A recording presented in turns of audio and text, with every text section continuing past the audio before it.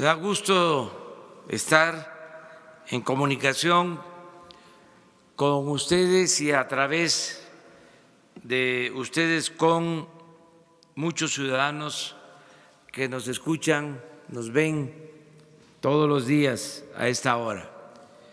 Vamos a dividir esta conferencia, este diálogo circular en dos partes. Primero vamos a informar sobre asuntos importantes que tienen que ver con los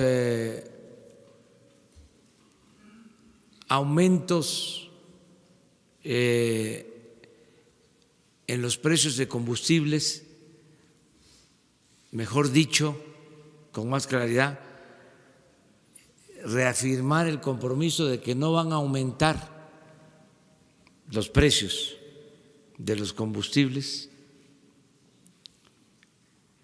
y el mecanismo que se va a utilizar para que no haya aumentos más allá de la inflación, como se le está haciendo para que no haya aumento en los precios de gasolinas, diésel, gas y electricidad. Esto nos los va a explicar el subsecretario de Hacienda, que me va a acompañar, Arturo Herrera. Y también otra buena noticia es informarles del avance de la reestructuración en créditos del Infonavit, de cómo se está beneficiando a quienes tienen créditos del Infonavit, que pagaban y pagaban y pagaban y nunca terminaban de pagar, nunca podían terminar de pagar para tener sus escrituras. ¿Cómo vamos con este programa?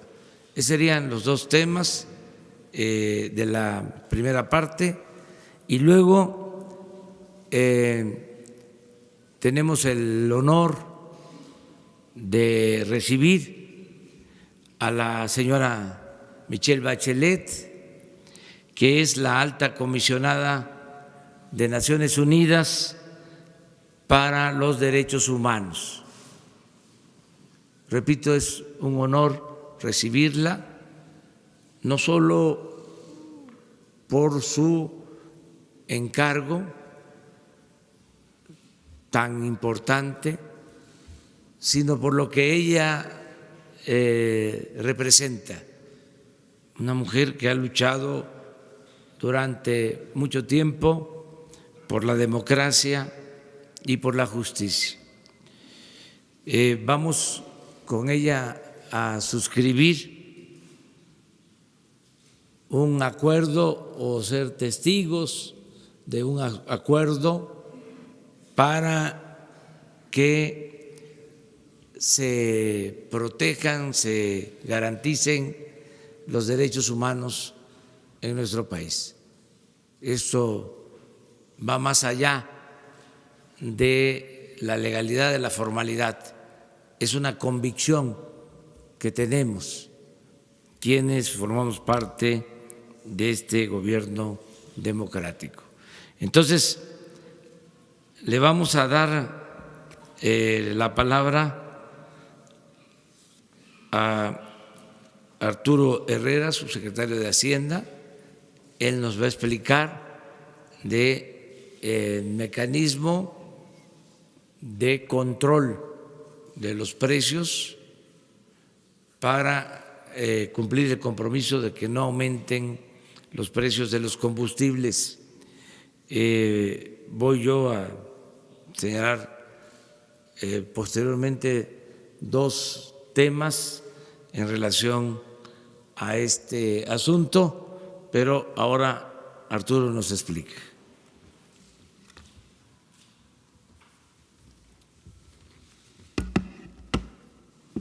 Muy bien, buenos días, muchas gracias, presidente. Efectivamente, lo que se nos ha solicitado hoy es presentar cuál ha sido la dinámica de los precios de los energéticos y tratar de ver cómo esta dinámica incide con relación al compromiso de esta administración y del presidente que los precios de los energéticos no tengan incrementos más allá de los que señalaría la inflación. Entonces, vamos a empezar con una primera gráfica que muestra cómo han estado evolucionando los precios de la gasolina y del diésel.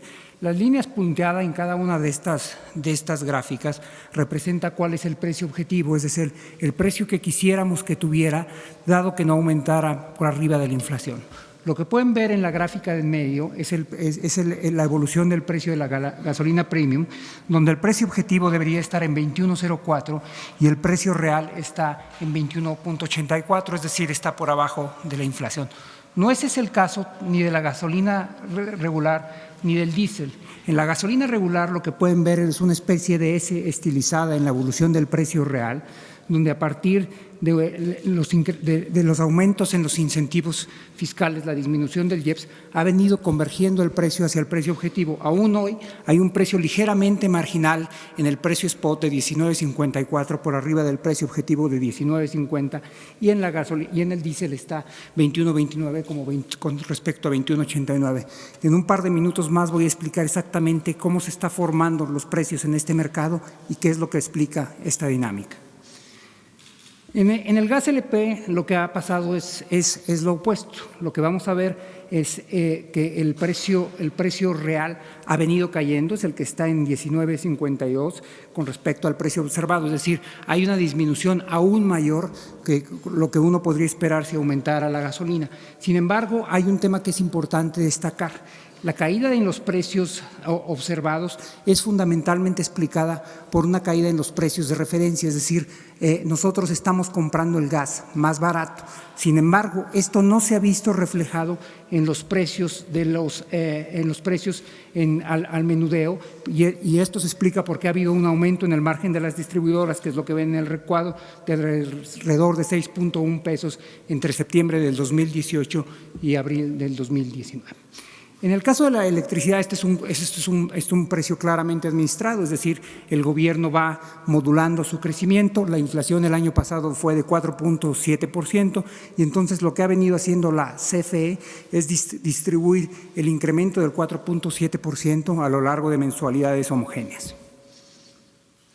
¿Qué es lo que está pasando con las gasolinas y el diésel? Bueno, el precio al público está formado por 5 componentes importantes. El primero y el más importante es la referencia internacional, es decir, a cuánto se compra la gasolina en el mercado internacional.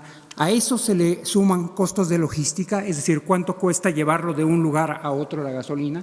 Luego hay impuestos, luego hay algunos otros gastos asociados a ello, como por ejemplo ajustes por calidad, etcétera. Y finalmente, y todo esto más o menos está en control del gobierno. Lo que no está en nuestras manos es lo que aparece en letras rojas, que es el margen de la estación de servicio. Las estaciones de servicio no están imputando un margen homogéneo, es decir, hay algunas que imputan un margen relativamente pequeño y son algunas de las gasolinerías más baratas y hay otras que imputan un margen mucho más amplio. Bueno, esto es muy interesante. Esto es la evolución del margen, es decir, cuánto es la especie del markup que están poniendo las gasolinerías. Y lo que vemos es que en octubre 9 hubo un incremento del margen. Probablemente lo que esto sugiere es que estaban descontando que no iba a aumentar la gasolina por arriba de la inflación y están subiendo la base a partir de lo cual esto cambia. El margen ha venido teniendo algún incremento errático, pero lo que pueden ver, y esto es muy interesante en la parte derecha de esta gráfica, es cómo han venido aumentando los márgenes con relación al primer trimestre de hace un año. Es decir, en la gasolina regular los márgenes han aumentado 55%, en la premium 84% y en el diésel 36%.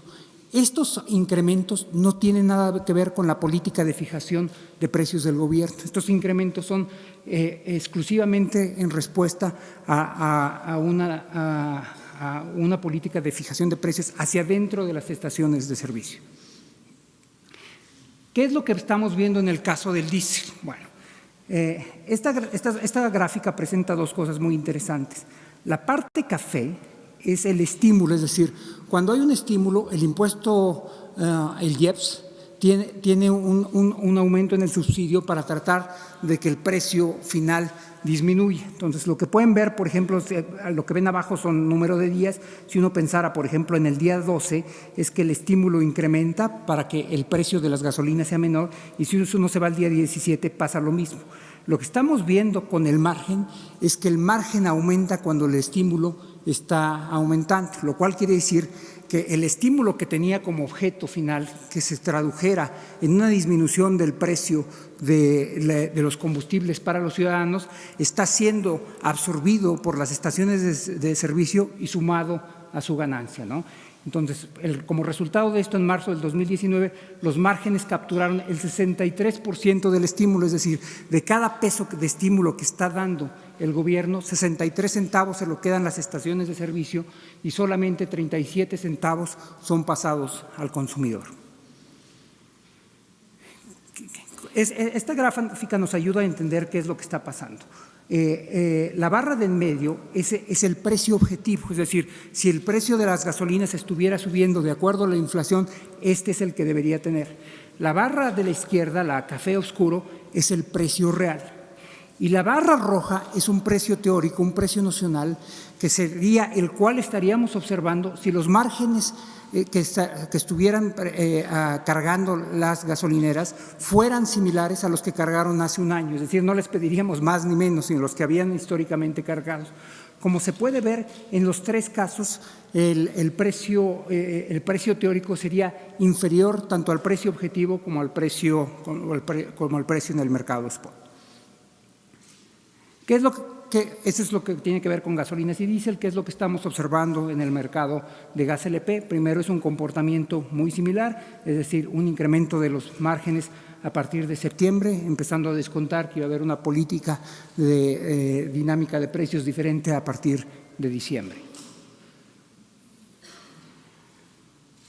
Y estamos viendo también una situación similar, es decir, la línea baja, la línea que empieza con 10.90, es el precio al mayoreo que reciben por el gas, y la línea café oscura es el precio que recibe el público. Como pueden ver, estas líneas se mueven más o menos de manera paralela, sugiriendo que los márgenes históricamente han estado más o menos constantes.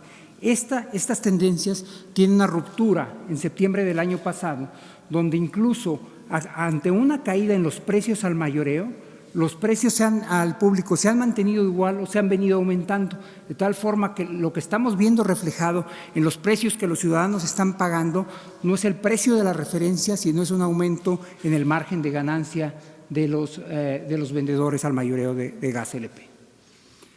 ¿Qué es lo que podemos estar haciendo y qué es lo que estamos observando? Bueno, con relación a esto, existen ya unos estudios de transición en el mercado de competencia energética que la COFECE ha venido realizando y ha encontrado 4 hallazgos. El primero de ellos es que los grupos económicos con las mayores participaciones de mercado no han cambiado en el tiempo, es decir, tenemos un número estable de empresas que han permanecido y siendo los principales proveedores. El segundo es que aun cuando puede haber muchos competidores, estos no necesariamente están compitiendo a nivel regional. A nivel regional tenemos estructuras claramente concentradas. Desde la liberación del precio, que se fue en el 2016, ha habido mayor concurrencia en el mercado, pero esto no se ha reflejado en menores precios. Y finalmente, el último punto es que el comportamiento observado de los precios sugiere la existencia de poder mercado. Esto no es lo que estamos diciendo nosotros, esto es lo que la COFECE encontró después de realizar una investigación en este mercado. A propósito de esto y siendo congruentes con estos dos resultados, la COFECE inició ya 2 investigaciones por posibles prácticas monopólicas. Una por posibles prácticas monopólicas absolutas, el 24 de agosto de 2017, y una de prácticas monopólicas relativas, el 21 de enero del 2019. Ambas investigaciones están en marcha y nosotros le estamos dando seguimiento. Finalmente, quisiera hacer un par de referencias al mercado de electricidad. Ahí prácticamente es un mercado que se está comportando como nosotros hubiéramos esperado. La inflación del año pasado fue 4.7%. No fue imputada al precio de electricidad de manera inmediata, sino lo que pueden ver en esta vía escalonada, está viendo cómo esto refleja que la CFE ha distribuido este 4.7% en incrementos mensuales. Y la variación acumulada a abril es de solamente 0.69, entonces claramente vamos por abajo del precio que uno debería estar esperando si el precio fuera ajustado únicamente por inflación. Y estos son todos los comentarios que tenemos en materia del precio y la dinámica de los energéticos. Muchas gracias. Bueno, la conclusión es de que se está cumpliendo con que no aumente el precio de combustibles. Sin embargo, hay aumentos porque ha crecido el margen de utilidad de las empresas de distribución de combustibles. Esta es la situación. Yo hago un llamado a los concesionarios, a los distribuidores, para que actúen con responsabilidad, que no se abuse, porque vamos a dar seguimiento a este tema. Se está haciendo un esfuerzo para que no aumenten los precios de los combustibles. Y así va a ser en todo este tiempo, en todo este año. No va a haber aumentos, no va a haber gasolinazos como sucedía anteriormente, porque es un compromiso que hicimos. No aumentos en gasolinas, en diésel, en gas y en la luz, en la electricidad. Pero queremos que todos ayuden, que todos apoyen. Entonces hago un llamado, repito, a los concesionarios para que revisen lo de sus márgenes de utilidad, que no piensen que no estamos observando el comportamiento en el manejo de los precios al consumidor, que es lo que nos importa. Por eso hemos decidido, como un primer llamado, en una primera instancia, pedirles a los concesionarios que nos ayuden. Es un exhorto fraterno, es una convocatoria amigable para que nos ayuden. Puede ser que quienes son los dueños de las empresas, porque hay empresas que manejan hasta 500 gasolineras, no sepan de lo que está sucediendo. Por eso les informamos. Entonces es un llamado, una convocatoria a que nos ayuden para que no haya estos abusos. Lo segundo es que nos van a ayudar también los consumidores, porque vamos a dar mucha difusión al quién es quién en los precios de las gasolinas, que el consumidor sepa dónde está más barata la gasolina, hay una aplicación que se puede usar con este propósito y que nos ayuden a comprar en donde está más barata. Vamos a que se difunda más cómo tener esta información. Ya está en los celulares, ya se puede utilizar en las ciudades para saber en qué gasolinería o gasolinera se vende más barata la gasolina. Y vamos también todos los lunes en la mañana, aquí, vamos a dedicar un minuto para poner en pantalla cuáles fueron las estaciones en donde se vendió más caro en la semana y cuáles fueron las estaciones donde se vendió más barato. Una primera etapa. Si así logramos que haya precios justos, que no haya abusos, hasta ahí nos quedamos. Si no se entiende, si no funciona este mecanismo, que creo que va a funcionar para lograr el propósito de que no haya aumentos en los precios, entonces pensaríamos en crear nosotros un grupo de estaciones de venta en el país.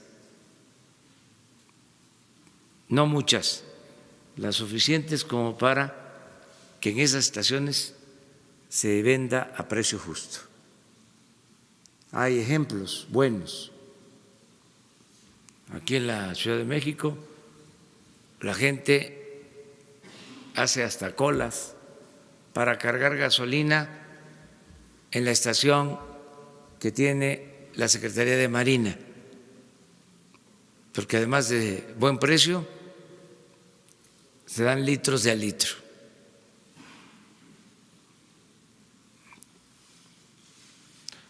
Si es necesario, vamos a crear este mecanismo para estimular la competencia. Pero yo espero que con la primera medida logremos el propósito de que se estabilicen los precios.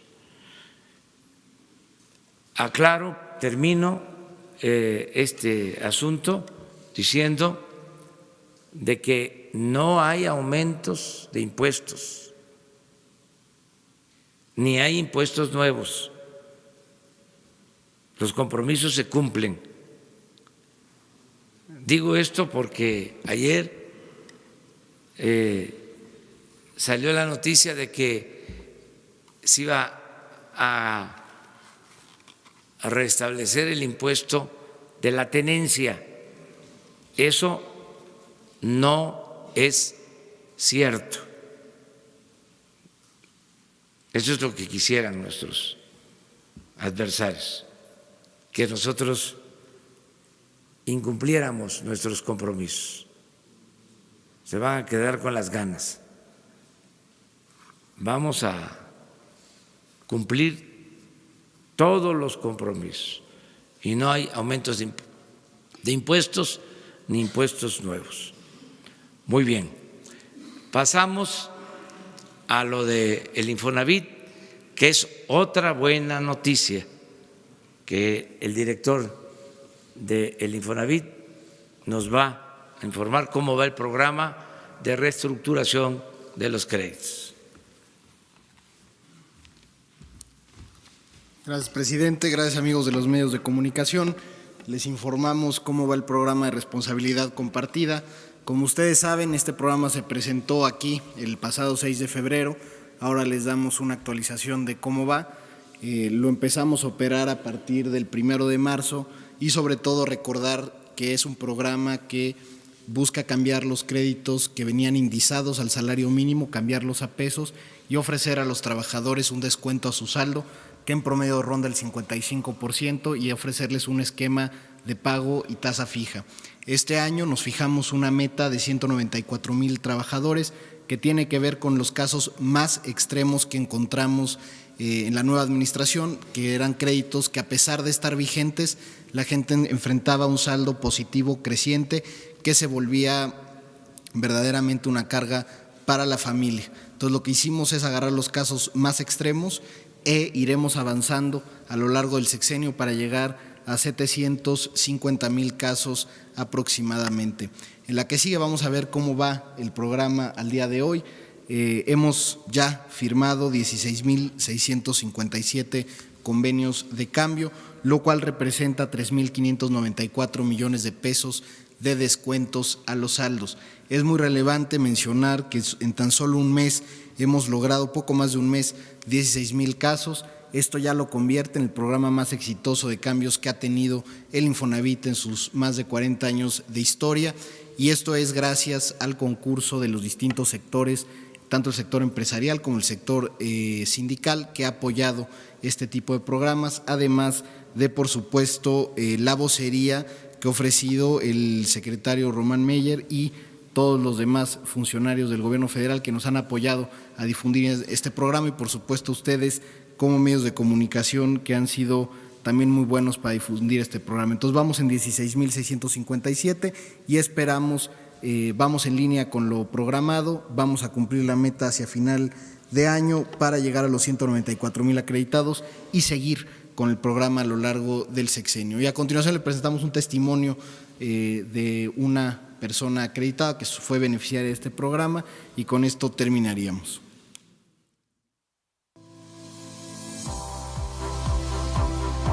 Mi nombre es María Elena García Ríos, saqué mi crédito en el 2000, llevo pagando 19 años. Al principio no se me hacía difícil, pero ya después, como iban incrementando el costo, pues ya de verdad que cada año ya se me hacía difícil. Yo nada más estaba pensando ya ahora de cuánto va a venir el aumento.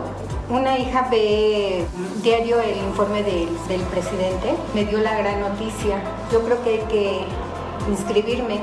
Dice, mamá, ya te inscribí. No, pues gracias a Dios. Una gran ayuda, la verdad, porque me está dando un descuento que ni me imaginaba que fuera a suceder. Ay, no, pues es un gran alivio y es una satisfacción, porque ya voy a decir es mi casa. Muchas gracias. Muy bien, son buenas noticias, ¿verdad? Que luego se dicen muchas otras cosas como son amplias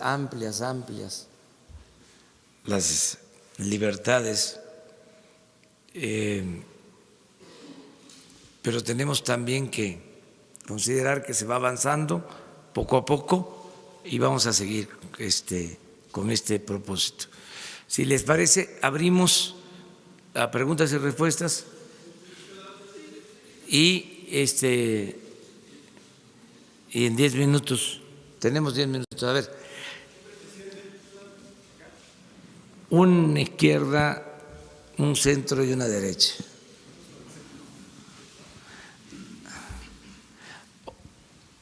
Buenos días, señor. Hombre y mujer, hombre y mujer. Arturo Gómez del Horizonte de Monterrey. Respecto a la Guardia Nacional, señor, ¿cuándo se va a designar al titular para que este cuerpo de seguridad empiece a operar? Y en el caso de Nuevo León, si hay alguna acción concertada con el gobierno para abatir los homicidios dolosos que se mantienen a la alza. Muy bien, les informamos para el jueves, pasado mañana, se da a conocer el Estado Mayor de la Guardia Nacional y el director o comandante de esta corporación. Y vamos a informar sobre el avance que se tiene en la constitución de la Guardia Nacional. Pasado mañana, aquí ya se dan a conocer quiénes serán los responsables de dirigir la Guardia Nacional para garantizar la seguridad pública en el país. Acerca de un programa especial para Nuevo León, lo estamos aplicando. Yo reitero, son 2 etapas.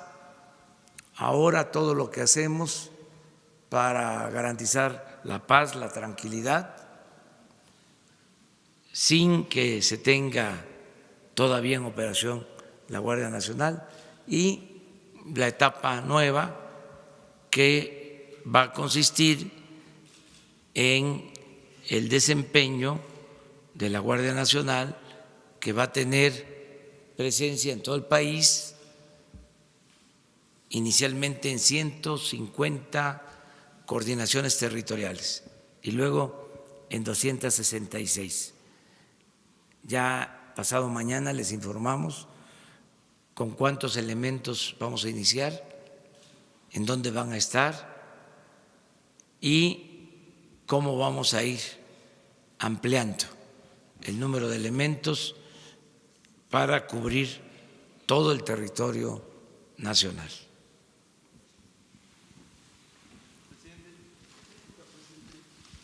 Aquí en medio, una compañera. Buenos días, presidente. Gabriela Jiménez del Sol de México. Preguntarle, tenemos publicado una serie de notas en donde una inmobiliaria llamada Trepi alega de que pues ellos interpusieron un amparo para que en una zona del bosque de lo que sería la 4ª sección de Chapultepec, pues no se establezca como reserva natural.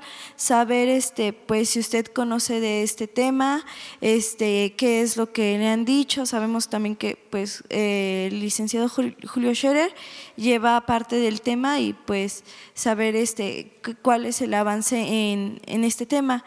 Y por otro lado, también preguntarle sobre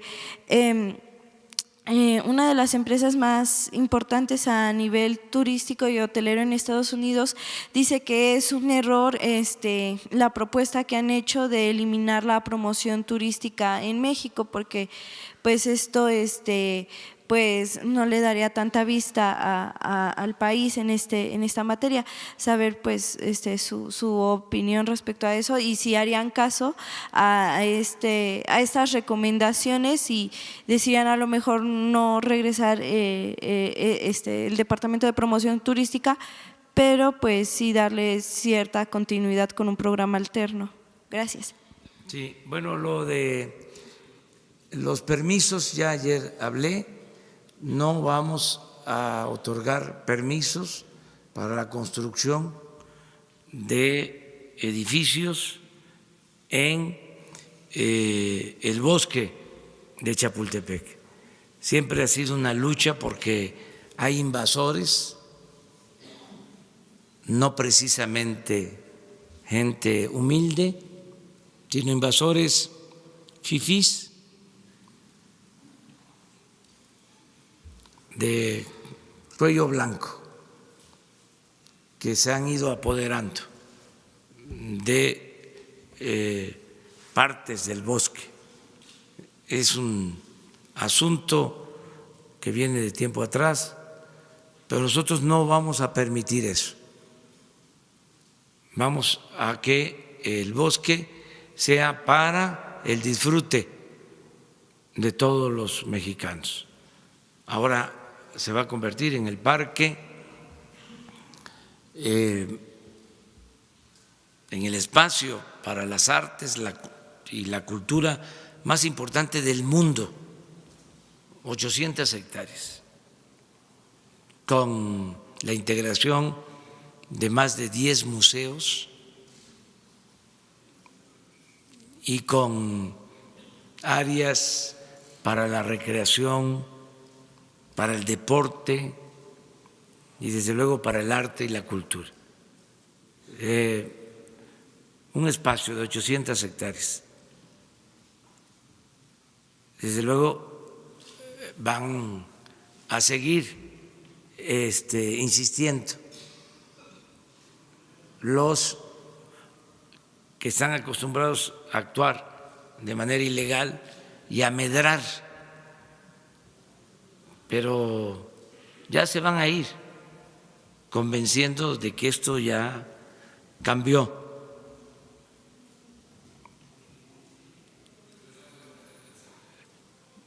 Ellos son muy persistentes en seguir haciendo negocios con el influyentismo, al amparo del poder público. Les gusta mucho el régimen de corrupción, pero nosotros vamos a acabar con la corrupción y somos muy tercos.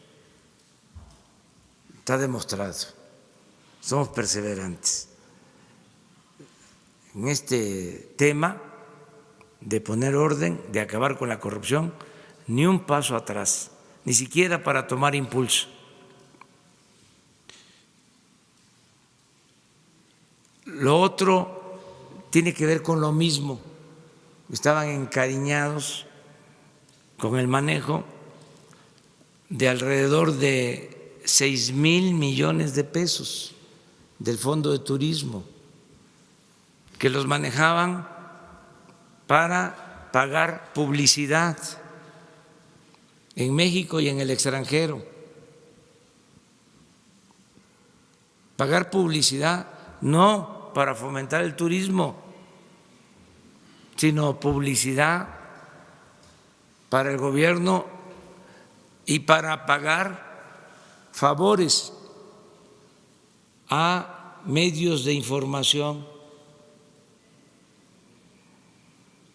Es decir, una especie de subvención a medios de información encubierto. Entonces eso se termina, ya no van a utilizarse esos fondos con ese propósito. Ahora se está invirtiendo en mejorar las colonias de las ciudades, de los centros turísticos donde viven los trabajadores. Son colonias marginadas, sin servicios públicos, hay contrastes que avergüenzan. Centros turísticos con hoteles de 5 estrellas, gran turismo, y colonias sin servicios donde vive la gente, los mismos trabajadores del sector, sin agua, sin drenaje, de manera precaria y con marginación. Estamos invirtiendo este año solo en ciudades turísticas 2.500 millones de pesos para este año. Y cada año vamos a utilizar fondos con este propósito.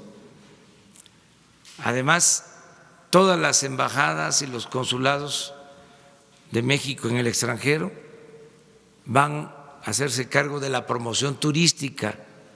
Por si fuese poco,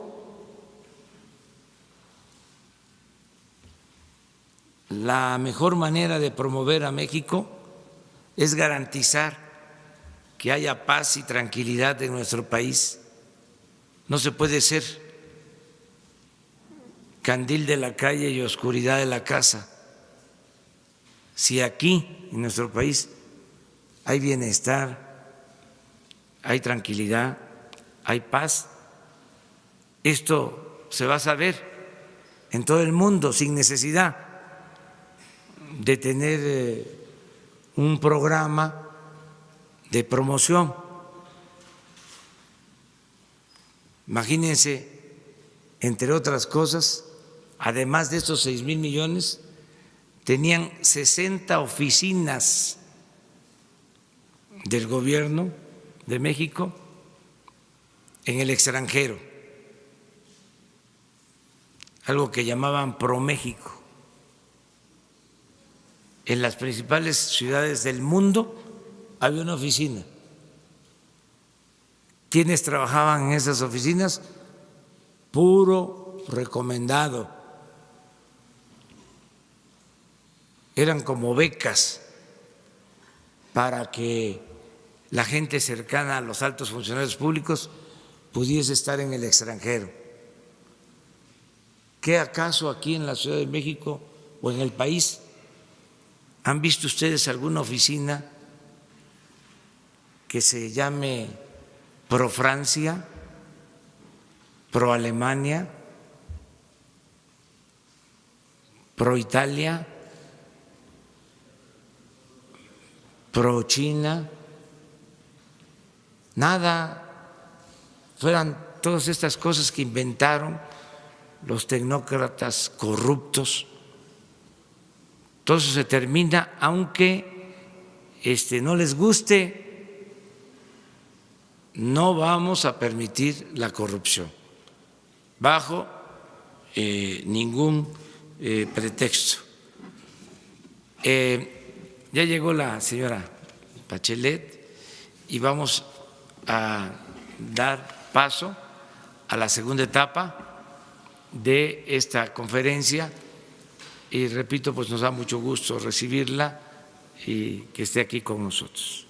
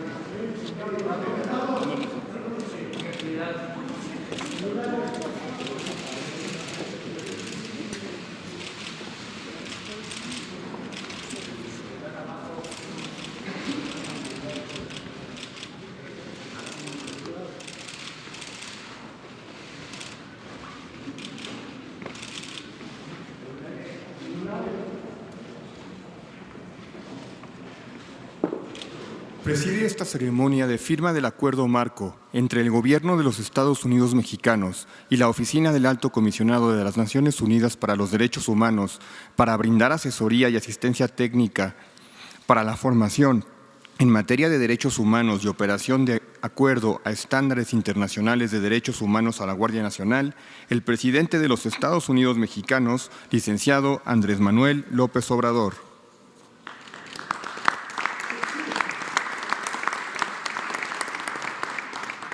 Lo acompañan la alta comisionada de las Naciones Unidas para los Derechos Humanos, doctora Michelle Bachelet.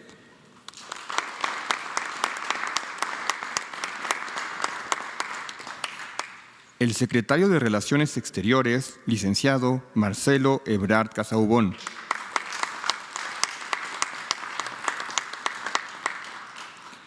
El secretario de Seguridad y Protección Ciudadana, doctor Alfonso Durazo Montaño.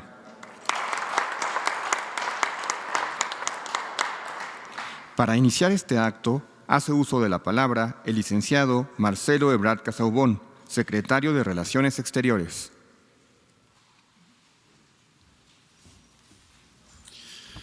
Con su permiso, señor presidente, saludar muy especialmente la presencia el día de hoy de la doctora Bachelet, alta comisionada de las Naciones Unidas para los Derechos Humanos. Muchas gracias por su visita, por su participación.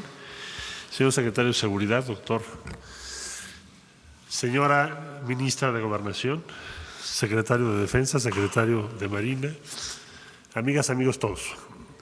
De manera muy breve decir que desde hace ya algunas semanas, meses, su servidor y la subsecretaria responsable de Naciones Unidas, Marta Delgado, aquí presente, iniciamos una gestión que nos encomendó muy especialmente el presidente de la República, que es, si se va a crear una nueva institución, la Guardia Nacional, que recién en marzo, hace apenas unas semanas, fuese aprobada por unanimidad de las fuerzas políticas en el Congreso, tiene que tener en su ADN, en su formación, en su concepción, el respeto a los derechos humanos. Es decir, durante muchos años en México se manejó un acerto, un paradigma que sostenía que la defensa y respeto a los derechos humanos obstruye la eficacia de la acción para la seguridad pública. Y ahora se va a crear una institución que, entre otras cosas, va a demostrar que la eficacia para la seguridad implica y requiere en una democracia el respeto sistémico a los derechos humanos. Y la Oficina de la Alta Comisionada de las Naciones Unidas para los Derechos Humanos, encabezada por la doctora Michelle Bachelet, ha aceptado participar en esta construcción desde ahora para que esta nueva institución que México va a formar para garantizar la seguridad pública tenga en su ADN los derechos humanos. De manera que es una muy buena noticia para todas y todos los mexicanos y estamos sumamente agradecidas con la resolución de la Oficina de la Alta Comisionada de las Naciones Unidas para Derechos Humanos para participar en esta ardua tarea. ¿Y quién mejor que la doctora Bachelet, quien ahora encabeza esta oficina, para hacerlo, para participar, para estar a través de su oficina y sus representantes en el diseño, formación e implementación de lo que acabo de decir? De eso se trata el convenio del día de hoy y creo que es una gran noticia para todo México y, señor presidente, cumplido lo que nos había encomendado. Muchas gracias.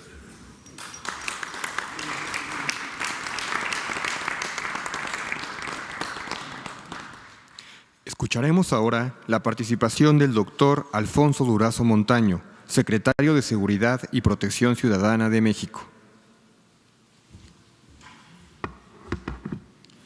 Muy buenos días a todas, a todos ustedes, señor presidente, doctora Bachelet, señor canciller, compañeros, compañeras del equipo del presidente de la República, amigas, amigos. Señora alta comisionada, nos congratula particularmente su presencia entre nosotros. Usted y su trayectoria personal son ampliamente conocidas y valoradas entre quienes participamos en esta etapa de transformación en México. Sabemos de su desenvolvimiento como ministra de Salud y posteriormente de Defensa en los gobiernos del Renacimiento Democrático de Chile, así como de los dos periodos presidenciales que usted encabezó. Sus vivencias y sensibilidad, la difícil historia familiar y personal de su juventud, sus conocimientos y su prestigio internacional son para todos nosotros una garantía en el campo del respeto a los derechos humanos. La historia nuestra y la del mundo nos muestran claramente que las violaciones a los derechos humanos se multiplican y perpetúan en la impunidad. Cada atropello que no se aclara, que no se sanciona y que no se repara, fomenta su repetición, fomenta el abuso de autoridad, la extralimitación de los servidores públicos, la vulnerabilidad de la sociedad y el rencor social incluso hacia las instituciones nacionales. Por ello, el presidente de la República, al anunciar el cambio en la política de seguridad, hizo también público su compromiso de invitar a los organismos internacionales, destacadamente a la Organización de las Naciones Unidas, para que nos ayudaran en la instrumentación de esta nueva política de seguridad con base en el respeto y la promoción de los derechos humanos. No creemos en los atajos de la violencia para garantizar la seguridad pública. Sostenemos que seguridad pública y respeto a derechos humanos son complementarios e indispensables. Como usted lo sabe, nuestro país ha atravesado un difícil periodo de más de 12 años de inseguridad creciente, cuyo costo en vidas humanas, desaparecidos, tortura, violaciones y severo quebranto del tejido social es simple y sencillamente inaceptable. Aspiramos a que los derechos humanos nunca más se divorcien del quehacer del Estado en materia de seguridad pública, y para ello nos es indispensable la colaboración de organismos multilaterales como el que usted dignamente encabeza. La Guardia Nacional, cuyo diseño constitucional fue recientemente aprobado por unanimidad, es una de las respuestas que estimamos ayudará de manera definitiva a la recuperación de la paz y la seguridad a la que legítimamente aspiramos las y los mexicanos. Tenemos el compromiso de que nuestra naciente Guardia Nacional sea ejemplar y que su organización, capacitación y actuación respondan a los más altos estándares internacionales en materia de derechos humanos. Buscamos que sea un cuerpo profesional respetado por la sociedad, digno de contar con su confianza y eficaz en el combate a la criminalidad sin excesos ni abusos de ningún tipo.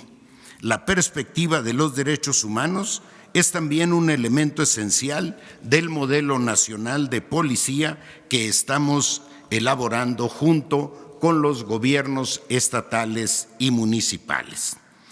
La regeneración ética de la sociedad y la atención a las necesidades sociales básicas son al mismo tiempo un medio y un propósito de la transformación que vive nuestro país. En el ámbito de la seguridad pública y el combate a la delincuencia, buscamos que esta regeneración ética se traduzca en una opción preponderante por los métodos pacíficos. Por ello es indispensable la colaboración internacional.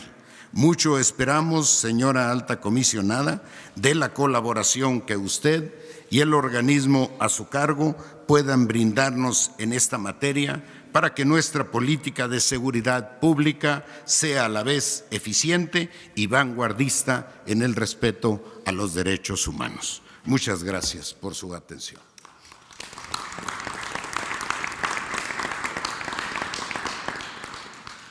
A continuación, damas y caballeros, se firma el acuerdo marco entre el Gobierno de los Estados Unidos mexicanos y la Oficina del Alto Comisionado de las Naciones Unidas para los Derechos Humanos para brindar asesoría y asistencia técnica para la formación en materia de derechos humanos y operación de acuerdo a estándares internacionales de derechos humanos a la Guardia Nacional.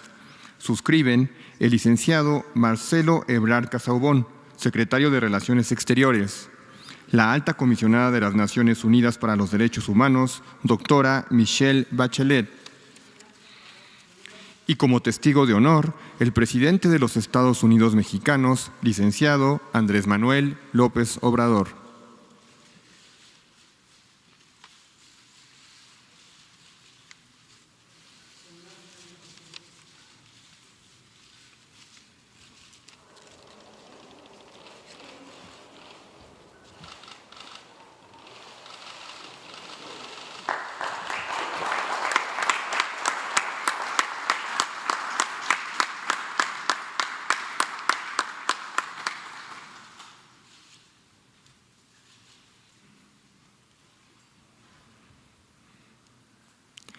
A continuación, escuchemos el mensaje de la doctora Michelle Bachelet, Alta Comisionada de las Naciones Unidas para los Derechos Humanos.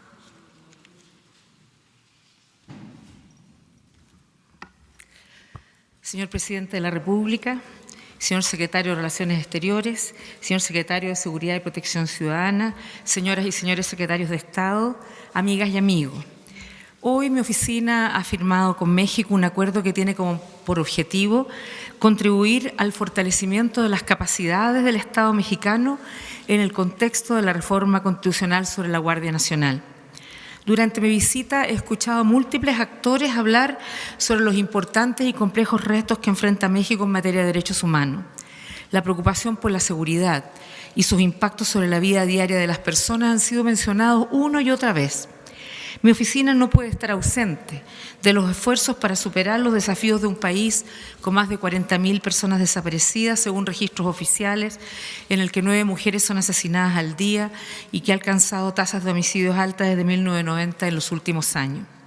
El acuerdo que hoy firmamos demuestra el interés compartido por las partes en avanzar hacia un claro cambio de paradigma que coloque a los derechos humanos en el centro del accionar de la fuerza pública. La experiencia nos demuestra que no se puede lograr la seguridad sin un pleno respeto a los derechos humanos y que no se pueden disfrutar los derechos humanos sin condiciones de seguridad. Asimismo, cuando no se respetan los derechos humanos en la lucha contra la delincuencia, lo que se genera es un ciclo creciente de violencia. El acuerdo firmado hoy es amplio, va más allá de la capacitación e incorpora elementos que reforzarán el carácter civil que debe tener un cuerpo de seguridad, entre ellos mecanismos de participación ciudadana, construcción de indicadores, mayor transparencia, rendición de cuentas y dignificación y profesionalización de la función policial. Uno de los elementos más relevantes en el proceso de reforma constitucional en materia de Guardia Nacional fue la apertura para escuchar e incorporar diversos planteamientos de los grupos políticos del Congreso de la República, sociedad civil, academia, víctimas de graves violaciones de derechos humanos, organismos públicos de derechos humanos y agencias de Naciones Unidas. Y hoy celebro que fruto de ese proceso se alcanzó un consenso en una materia especialmente compleja, incorporando muchas de las preocupaciones y propuestas hechas por los diversos actores. Ese consenso es una muestra de madurez que podemos ver reflejado también en el proceso de elaboración de la legislación secundaria derivada de la reforma, la Ley de la Guardia Nacional, la Ley Nacional de Uso de la Fuerza, la Ley Nacional del Registro de Detenciones.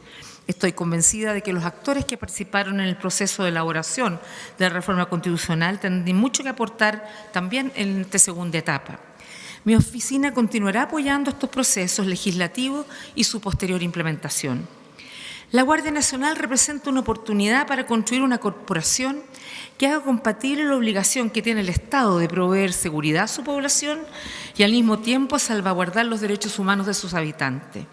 De esta forma se superaría el paradigma que en los últimos 12 años ha desprotegido a las personas y ha sido una fuente de agravio para sus derechos. Los esfuerzos centrados en la Guardia Nacional deben complementarse, por supuesto, con el fortalecimiento del resto de las corporaciones policiales. La debilidad estructural de los cuerpos policiales en todo el país puede revertirse por medio de la profesionalización de las policías y la dignificación de su labor. La dotación de suficientes recursos y la mejoría de los procesos de selección, capacitación y evaluación de su actuación resultan esenciales. También el reconocimiento y respeto de los derechos de quienes integran las corporaciones policiales son clave. Porque es cierto que toda sociedad tiene que garantizar que sus policías cuenten con los recursos para desarrollar su labor y con las condiciones para tener, unas condiciones dignas de trabajo. Y la responsabilidad de todas las autoridades en la garantía de la seguridad con pleno respeto a los derechos humanos es una obligación de cualquier país, pero en un país federal como México, donde los estados y municipios tienen las competencias muy amplias relacionadas con la seguridad, ninguna política de seguridad podría funcionar sin la efectiva participación y compromiso de dichas autoridades. Finalmente, todo este trabajo se complementa con las recomendaciones internacionales hechas a México y los estándares y decisiones de organismos regionales e internacionales como la Corte Interamericana de Derechos Humanos, que ofrecen al Estado mexicano herramientas de cambio para avanzar en el estado de respeto de los derechos. Pongo a disposición de las autoridades mexicanas la experiencia de mi oficina en México, acumuladas a lo largo de los últimos 18 años de procesos de construcción de política pública, armonización legislativa, capacitación, construcción de indicadores, documentación de casos y participación de la sociedad civil. Esta será una nueva contribución de mi oficina, con un compromiso de largo plazo que permita tener cuerpos de seguridad confiables, efectivos y respetuosos de los derechos humanos. Estoy convencida, presidente, que la colaboración entre el Estado mexicano y mi oficina tendrá sin duda, aportará a un efecto transformador positivo para que seguridad y derechos humanos vayan siempre de la mano. Muchas gracias.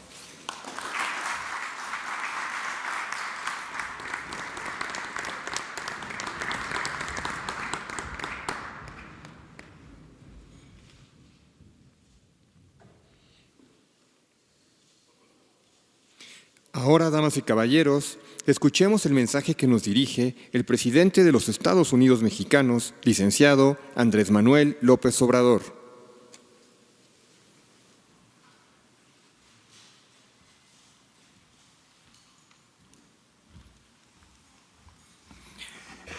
Amigas, amigos, este es un acto muy importante, podría decir histórico, porque se firma el acuerdo con Naciones Unidas, con la alta comisionada de Derechos Humanos, la señora Bachelet, para el acompañamiento de una nueva etapa en el propósito de garantizar la paz y la tranquilidad en nuestro país. Es interesante hablar sobre los antecedentes del por qué estamos iniciando esta nueva etapa a partir de la creación de la Guardia Nacional.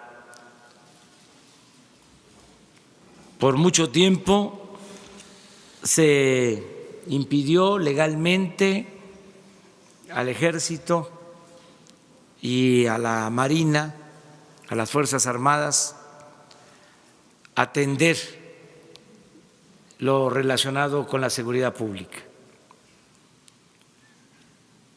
De acuerdo a la Constitución, tenían encomendada estas instituciones la defensa nacional, la seguridad del Estado, la seguridad interior, pero no podían participar en acciones vinculadas a la seguridad pública.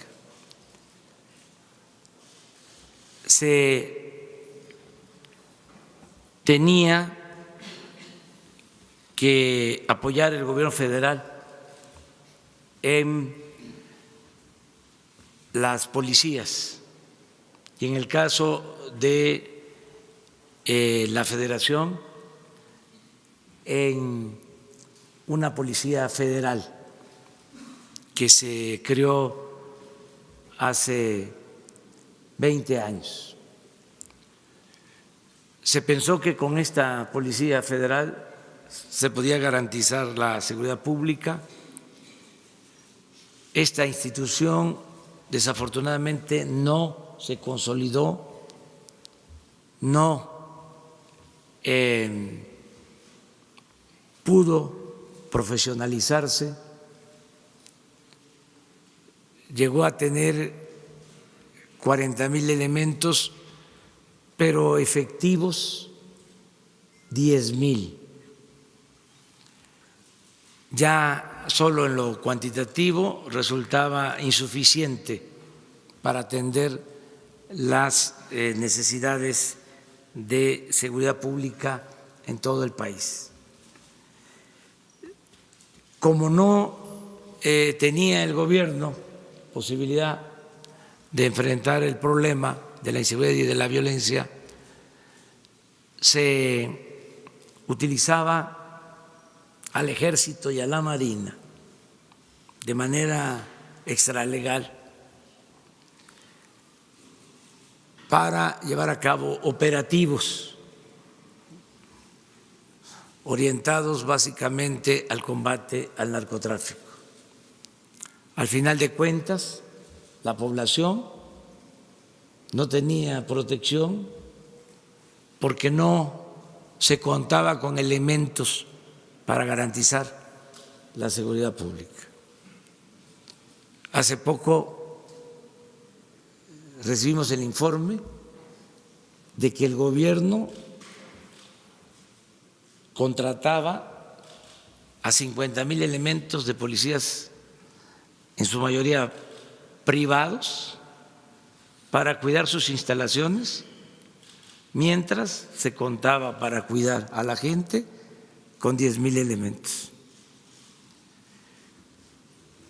Por eso se propuso la reforma a la Constitución. Se habló con toda claridad al pueblo de México de esta deficiencia y de la necesidad de legalizar la participación del Ejército, de la Marina en la tarea de seguridad pública. Esto que se aprobó, el que puedan ahora estas fuerzas ayudarnos en las tareas de seguridad, es un gran avance, porque vamos a contar con dos instituciones fundamentales, el Ejército y la Marina. En lo general, el Ejército tiene 220,000 elementos, la Marina 40,000 elementos, que sumados a la Policía Federal nos va a permitir contar con más elementos para la seguridad pública.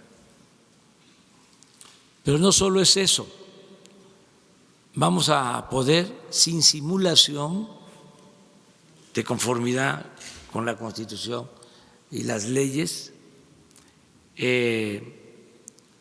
contar con una institución como el Ejército, que tiene profesionalismo, que tiene disciplina, que tiene instalaciones en todo el país. La Policía Federal no llegó ni siquiera a construir instalaciones, los mandaban a operativos a los estados y se hospedaban en hoteles, en campamentos. No habían las condiciones necesarias, no había ni siquiera para ellos un trato humano, digno. Entonces, ahora, con esta reforma vamos a poder contar con una institución, repito, de mucho profesionalismo como el Ejército Mexicano. Aquí quiero subrayar dos cosas. Cuando se habla del Ejército, siempre se produce inquietud por la trayectoria de los ejércitos en el mundo. Pero es importante subrayar, es importante dejar de manifiesto que el Ejército Mexicano es un ejército muy especial en el concierto de las Fuerzas Armadas en el mundo. El Ejército Mexicano surge de la Revolución Es un ejército que se constituye a partir de que se lleva a cabo, se ejecuta un golpe de Estado en nuestro país, luego del asesinato de un presidente ejemplar, del apóstol de nuestra democracia, de Francisco I. Madero, un gobernador en ese entonces, el único, Venustiano Carranza, de todos los gobernadores, se opone a ese golpe de Estado y convoca a la constitución del ejército mexicano, del actual ejército. El ejército de México surge así y se nutre de nuestro pueblo y ha actuado con honestidad. Nuestro ejército no pertenece a la oligarquía, sus altos mandos no son una élite, los generales en activo o en retiro viven de manera modesta. Esto es muy importante decirlo. La otra característica que quiero destacar es de que cuando el ejército mexicano no ha actuado de manera correcta, cuando se ha desviado, ha sido por instrucciones de la autoridad civil, de manera destacada y dolorosa durante la represión de 1968 a los estudiantes. Pero en ese entonces, y es algo que debemos de revisar, la orden la dio el presidente de la República y la ejecutó el Estado Mayor Presidencial, un cuerpo de élite vinculado a la presidencia, que por cierto, aprovecho para informar, ya no existe, se canceló, se suprimió en este gobierno. Y otro hecho también lamentable fue el de dar la orden al ejército de enfrentar la violencia con la violencia hace 2 sexenios, que nos llevó a esta crisis de inseguridad, de desaparecidos, de violaciones a los derechos humanos. ¿Qué quiero decir con esto? Que en la actualidad, y ese es un compromiso, nunca jamás el presidente en funciones va a dar la orden al Ejército, a la Marina, a las Fuerzas Armadas de reprimir al pueblo de México. Vamos a llevar a cabo este cambio de garantizar la seguridad sin violar derechos humanos. Ese es el objetivo, dar un giro a estas instituciones que han tenido otra encomienda para que nos ayuden con su profesionalismo, con su disciplina, con su honestidad para enfrentar el principal problema que tenemos en el país, que es el de la inseguridad y el de la violencia, sin violar derechos humanos. ¿Cómo lograr esto? ¿Cómo garantizar al mismo tiempo la seguridad y proteger la vida, que es el principal de los derechos humanos. Por eso le agradecemos mucho el que nos acompañe en este proceso, porque queremos que México se abra a la observación internacional en esta materia y en otras, en lo que tiene que ver con el combate a la corrupción, que actuemos con absoluta transparencia, que nos ayuden para que se formen los elementos de la Guardia Nacional en el principio de la defensa de los derechos humanos y en el uso moderado, adecuado de la fuerza. Esto va a ser muy importante. Ahora, con la Guardia Nacional, vamos a poder tener en todo el país coordinaciones para la seguridad pública. En el país van a haber 266 coordinaciones territoriales y en cada coordinación territorial van a haber elementos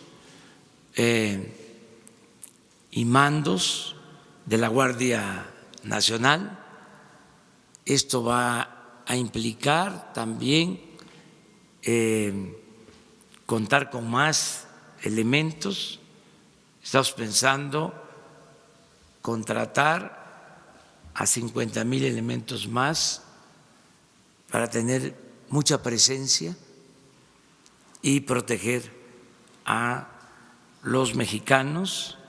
Vamos a comenzar con 150 coordinaciones y esperemos que en 2 o 3 años tengamos funcionando las 266 coordinaciones territoriales. Yo estoy optimista, pienso que de esta forma vamos a serenar al país. Esta es una parte. Lo fundamental, como usted lo sabe, señora Bachelet, es atender las causas que originan la inseguridad y la violencia. Y tenemos un amplio programa para el bienestar del pueblo. Se está destinando como nunca presupuesto a ayudar a la gente humilde, a la gente pobre, atender a los jóvenes.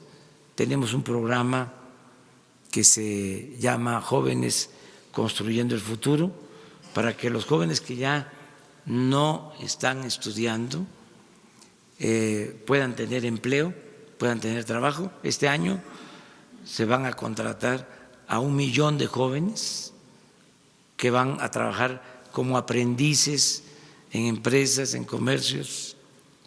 Para este programa tenemos autorizada ya una inversión de $4,000 millones. El año próximo va a aumentar el número de jóvenes en este programa. Vamos a llegar a 2,600,000 jóvenes. Con esto estamos atrayendo a los jóvenes para que no sean enganchados, no tomen el camino de las conductas antisociales. Es otra manera de enfrentar el problema. No se puede enfrentar la violencia con la violencia, no se puede apagar el fuego con el fuego, no se puede enfrentar el mal con el mal. El mal hay que enfrentarlo haciendo el bien, y la paz y la tranquilidad son frutos de la justicia. Pero este complemento, que es el de tener una buena organización para la seguridad, va a terminar de consolidar nuestra estrategia y garantizar la paz y la tranquilidad en el país. Muchas gracias por ayudarnos en esta importante tarea. Decía yo antes de que llegara que además de ser comisionada de Naciones Unidas para Derechos Humanos, independientemente del cargo o del encargo que tiene, su trayectoria es ejemplar. Yo, como muchos otros mexicanos, le admiramos a usted y nos da mucho gusto que esté de visita en nuestro país. Muchas gracias, señora Bachelet.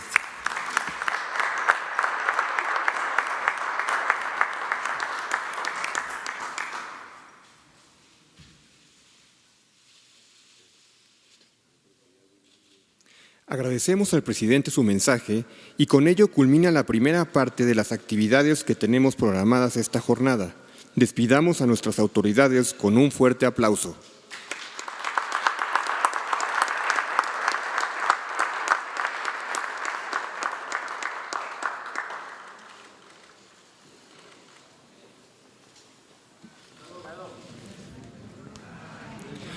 Damas y caballeros,